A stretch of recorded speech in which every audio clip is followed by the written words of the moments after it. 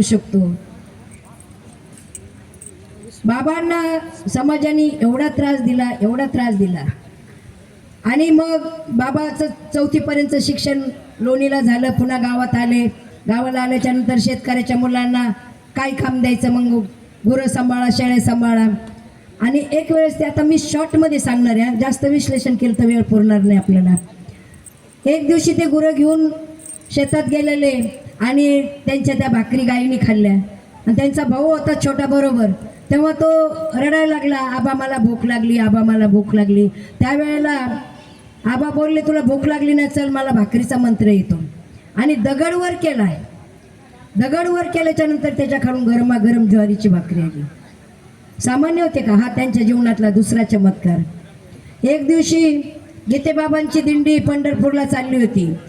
पंढरपूरला गेले, गीतेबाबाची माळ घातली, परत आले। नंतर आई वडील, आबा, पांडुरंग हे नगद नारायणच्या दर्शनाला नारायणगडावर गेले। तिथं गेल्याच्या नंतर आबाची इच्छाच होत नाही परत यायची। ते माणिक बाबाला मिठी मारायचे, बाबा मला जायचं नाही, बाबा मला जायचं नाही।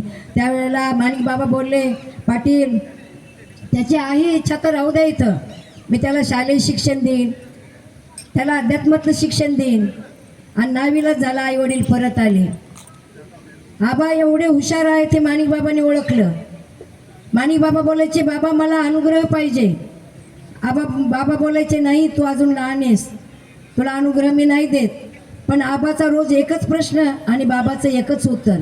एक दिवशी माणिक बाबाला राग आला आणि बोलले, रोज उठून मला अनुग्रह, मला अनुग्रह, तू त्या शिखरावर उडी टाक, मग मी तुला अनुग्रह देतो।